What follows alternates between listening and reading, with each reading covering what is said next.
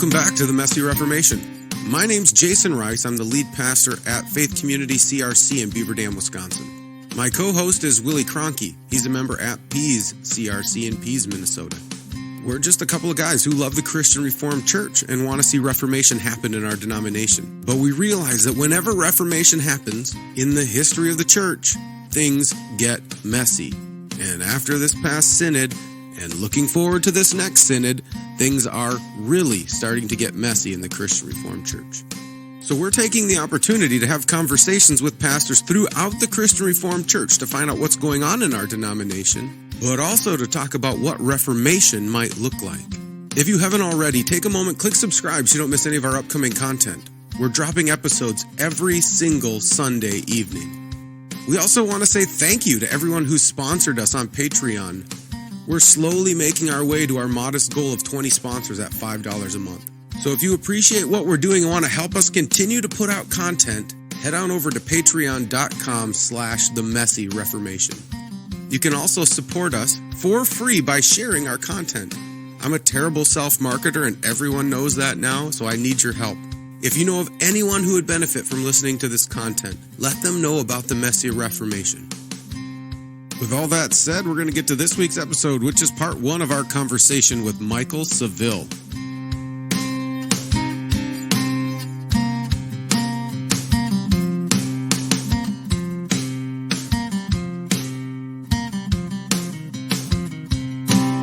So, Michael, why don't you kick us off? Tell us a little bit about yourself and your family and what church you're at. Yeah, I'm at East Palmyra Christian Reformed Church, just a little bit east of Rochester, New York. I'm married to my wife, Rachel. We have three daughters, 14, 12 and 10. 13 and 10. I've been here for just about 4.5 years, and we love it here. We love the ministry. It's a church of about 120 or so people. I also teach. It's one of those situations where we're small town rural, and we have the parsonage, the church, and the Christian school. It's a classical Christian school. And I also teach high school Bible there at the school. Okay. Wow. Awesome. And is this your first call, or have you served at other CRC churches prior? This is my first call in the CRC, and it's sort of an interesting background. My background, actually, when I became a new believer, and that's when I was just out of high school, beginning college, I quickly found myself listening to Lloyd Jones, other R.C. Sproul, other Reformed teachers, and ended up in the PCA and went into ministry, went to Covenant Seminary in St. Louis with the PCA. And my first call in ordination was in the PCA. And through kind of various circumstances, my first call, it was a situation where I was an assistant pastor. The church kind of fell into a difficult financial situation. They had to let me go, took another call, but I eventually ended up in the RCA and then onto the CRC. Okay. And so how has your journey been, kind of going from PCA to RCA to CRC? Like what things have you kind of noticed journeying into each one of them? So it's interesting. I've said my theology really hasn't changed all along. I mean, even though I've been in these different places, I still preach and teach and believe basically the same Reformed theology. But it's interesting. Of course, when I was ordained in the PCA, I had to learn. You studied the Westminster Shorter Catechism, you knew the Westminster Confession, learned Presbyterian polity. But as I came into the more Dutch Reformed situation, I came to love the Heidelberg Catechism and the three forms of unity, and also Dutch Reformed polity and our form of a subscription, or the covenant for office bearers. So even though my Westminster is my background, I really love the confessions I'm under now and the subscription that we are at least supposed to practice and observe here in the Christian Reformed Church.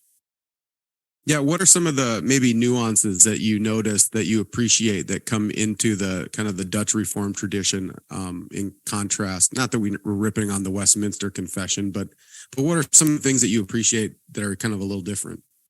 Well, I love teaching the Heidelberg, and I love its beautiful simplicity of the what is your only comfort in life and in death. I also like that the three forms of unity are shorter. When I was ordained in the PCA, of course, one of the things you did was you would, when I went before the presbytery, I gave my list of exceptions. Do you have any exceptions, things like that? And with the Westminster, I found, most people take an exception, at least on the Sabbath, the way it's stated in the Westminster Confession, or various little things.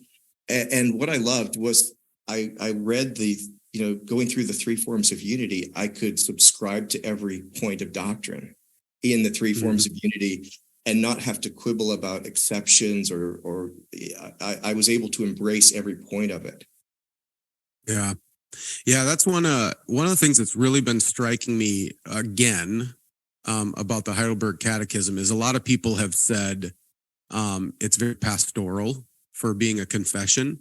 And I hate the word pastoral in a lot of ways because the teaching is pastoral as well. So, but there is a sense in it.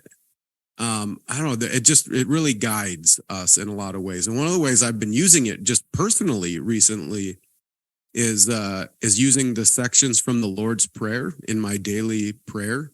And so I took all the questions and just put the answers into a sheet. And then as I'm praying over my family and my congregation, I'm going through all those parts of the Lord's Prayer, and I've noticed that it's really changed the way I pray again. You start off, you say, help us to truly know you, to honor, glorify, and praise you. And then you just kind of riff on that for a little bit. But then this past Sunday, we always do kind of a question and answer format on a different part of the Heidelberg Catechism each Sunday. And this past Sunday, we were at the part where it's talking about what does it mean when you say your kingdom come, and it says rule us by your word and spirit in such a way that more and more we submit to you, preserve your church and make it grow, destroy the devil's work, destroy every evil force that revolts against you and every conspiracy against your holy word. And I had to stop in our congregation and say, how many of you pray that daily? Destroy the devil's work, right? Destroy every force that goes against your word. And I'm like, that's really powerful. And that it really does begin to change just the way you pray. Yeah. Wonder so much. Yeah. Stuff there on helpful material, I think, on the keys of the kingdom, the way the sacraments are presented. It's so beautiful and pastoral. And what I also find too, so many of the older members of the congregation, of course, were catechized, grew up on the catechism, and you can just come back to so many of those points with people later in life, when people are sick or in trouble. And like you said, it's so pastoral and comforting and just beautifully written. Yeah. Yeah. And kind of on that note, while we're on the confessions, Michael, I want to pick your brain on something. I heard R.C. Sproul, this was shortly before he passed. He said that one of the most beautiful things he appreciated about the Westminster Standards were that the Westminster Standards are some of the most beautifully printed theological material he'd ever seen. That was its strength. He said its weakness is they confess probably too much. That's something that even he confessed as a Presbyterian minister. Would you kind of resonate with that? That's kind of my thinking. Like, for example, he is right. I mean, the section on scripture in the Westminster Confession, there's really nothing better that you can come across in just a few short paragraphs on the Word of God. It's amazing, and I think it's more developed than what we have in the three forms of unity. But what's happened, for example, Westminster has a specific covenant theology that's given that Westminster was written in the 1600s, and there was more development in covenant theology. at that point. And so you have it laid out, whereas three forms of unity, we don't really have a developed doctrine of the covenant in the same way. What's ended up happening practically is we have different denominations that have kind of developed in the Dutch Reformed churches that reflect different covenant theology. So you have the Free Reformed, the Canadian Reformed, and so it's turned into different denominations who hold actually to the same confessional standards. Right. Yeah. That's a good point too. Yeah. So what ways then, Michael? What ways do you use the confessions in your congregation to kind of to disciple your people? We don't have the second service at our church anymore. We I think that's been it was just before I came here. They left behind the second service, where of course that's where you did a lot of your catechizing of the congregation. We do still talk about bringing it back at some point, and I know there'd be some people that would like to bring it back, so we'll see if that happens. But I look for opportunities to include the Heidelberg in the service. I've preached through the 5 points of Calvinism, for example, referencing the canons of Dort. I do believe that doctrinal preaching, we need to have doctrinal preaching and doctrinal teaching in our churches. That's a weakness generally in evangelicalism, and it is increasingly a weakness in our church, where churches where that's traditionally been fairly strong. People need to have that foundation in doctrine. So I try to do doctrinal series from time to time where we go. So I'll preach through the 10 Commandments in the Heidelberg Catechism, or you making use of the Heidelberg Catechism. I'll preach through various points of doctrine using the confessions and catechisms, trying to make up for what we don't have any longer in not having a second service. And of course, I teach, in our church, we've got about 15 in catechism class on Sundays. And so I'm teaching those classes as well. Awesome. Yeah, no, fair. Michael, I'm wondering your thoughts on this. So you obviously, coming from the PCA, had to enter into the EPMC program at Calvin Seminary. Is that right? Actually, I would have, but I had that one call in the RCA right before, and so I was that's right. Able to come in under the modified. Okay, I snuck in. Yeah, so I was able to sneak in. I think I snuck in too easily. I'm not sure that I want that to continue in terms of, because of the relationship with the RCA, I was able to really to just go through a process that took about a month to get everything I needed in to switch my credentials over to the CRC. Okay, that makes sense. My question had to do with your learning CRC polity as you were coming out of the PCA, and there's a lot of overlap between CRC and RCA polity. I was wondering how that kind of, shaped you, informed you as you're in ministry now, and even as you've served as a delegate to Synod. So I've been learning the process. Actually, it's interesting. The RCA is far more Presbyterian.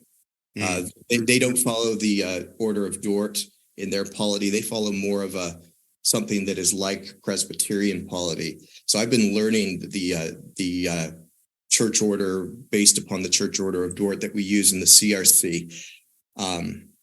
It's been a learning experience. I mean, last year was my first time in Grand Rapids when I went to Synod. It was my first time on the campus of Calvin. I'd never been there before.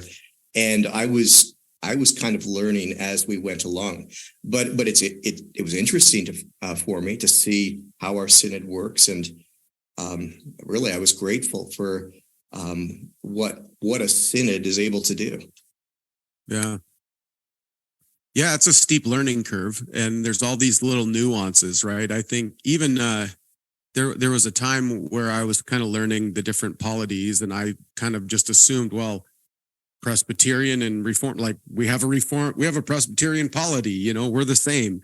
And then I started talking to my PCA brothers, and they're like, no, it's quite a bit different, actually. I mean, vaguely speaking, we have a similar idea of it, but the real practical ways that it's carried out is very different. Well, the thing I like with us is at Classis or Synod, it's all delegates from churches. Well, Classis, it's delegates from member churches. But when I go to Classis, every delegate there is a delegate from a local church. Right. Whereas with Presbyterianism, because of the more hierarchical approach, any minister in that region is automatically a member of the Presbyterian, a voting member, regardless of whether he is a pastor of a local church or not. Yeah. Yeah. And that changes things drastically. Yeah. Really. Yeah. Ours is, at least in theory, it's the local churches delegating to the classis, to the broader assembly, and then the classis delegating to the synod. But it's local church focused. In our system, the only church is the local church. Mm-hmm. Whereas in Presbyterianism, they don't see it that way. Presbytery is the church. General Assembly is the church. Yeah. Yeah. And that I still have a hard time even figuring out just the logistics of doing a General Assembly with that many, the possibility of that many. I know they don't all show up, but it could on a really hot button topic. Yeah, I would assume General Assembly is going to be packed with people, and you're going to have way different votes. And I don't know. I can't imagine how just logistically how to figure that out. So much of the work has to be done in the committees. Yeah. It really before it goes into the floor, but onto the floor. But honestly, I prefer with the Orthodox Presbyterian Church. They also have a delegated assembly, which I really think is the way to go for proper deliberation. Yeah, I think so too. I was just even thinking now, like if you don't have a set number of delegates, it almost seems like there can be more even politicking involved, because you can try to like make a move, right, to try to pack the assembly with your delegates, where with ours, no matter what people want to say, there's really not a good solid way to rig a synod because of the way that our polity, you can't do the political power plays really. Right. Well, also, what happens when you're not delegated is it highly favors the region where it's being held, because in the PCA, of course, it's any minister can go, and so you have to pay, or your church pays to go and then to stay. And so it's usually in the southern United States, it is much easier if you're a southern church to get your minister there for the assembly than if you live in Seattle, Washington, or something like that. Yeah. So if we were not in the CRC, if we were not delegated, it would be highly favorable to if you were in Grand Rapids, say. Yeah, for sure.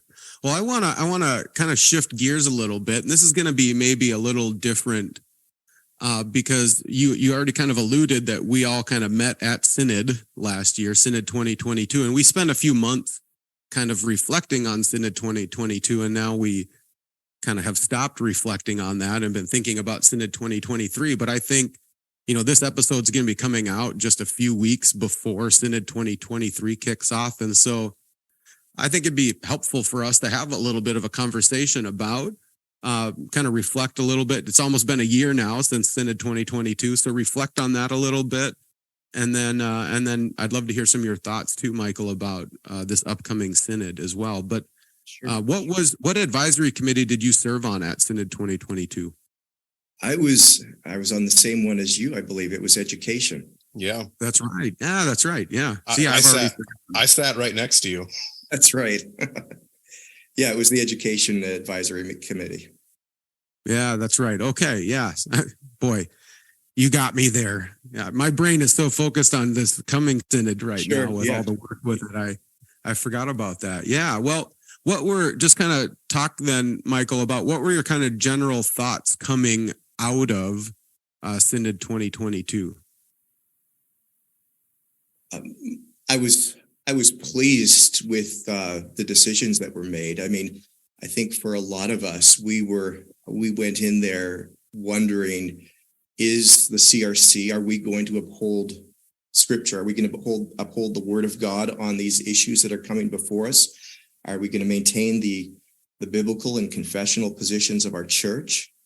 And I wasn't sure. And my thinking was, if the CRC decided not to kick it down a few years, or set up another committee, or not discipline, or say let's go to a two position approach, that's not something I was willing to be a part of. If we did not maintain a biblical approach on the human sexuality issues, I would have said that's not something I can be a part of.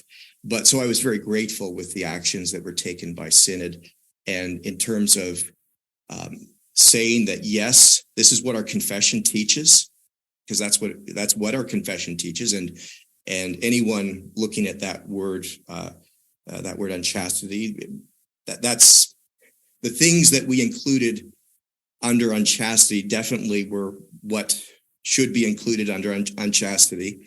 So and then the disciplinary actions that were taken, I was grateful for those. But people also think in terms of what a hard synod it was, or the stress of it, or a lot of people have a lot of negative thoughts about last year's synod, but I thoroughly enjoyed it. I enjoyed meeting so many of the delegates there. Many of them, I don't know, many of the tables over lunch, we didn't actually talk about necessarily the issues that were going on on the floor of Synod. I just enjoyed meeting the people, talking to them, learning more about the people of our denomination. Yeah, that was it's kind of funny, right? I think once we get to lunch, everybody's like, let's just talk and get to know each other. Like, we don't need to keep talking business. And it's really a good just time of fellowship amongst, fellow brothers and sisters. And even if we disagree on some of these things, we can still sit and enjoy fellowship. That's why I think that's probably why some people looking in from the outside and only watching the live stream and only seeing the debate and the deliberation on the floor seem to think that it's, it was aggressive and blah, blah, blah, all of that. But like, the general tone didn't feel that way at all. I mean, I don't even think it felt that way on the floor, but I think Right. If people seen all of the conversations happening around dinner tables and stuff, they really would have not felt like it was so harsh. Yeah, and there were plenty of times where I was sitting at a table with people I even knew were probably not voting the same way I was on some of the issues, but we had good conversations and were able to enjoy that time together. That for me was what I really remember about it. It was just such a positive experience getting to know so many people. Yeah, I'd be curious on your thoughts. There's been a lot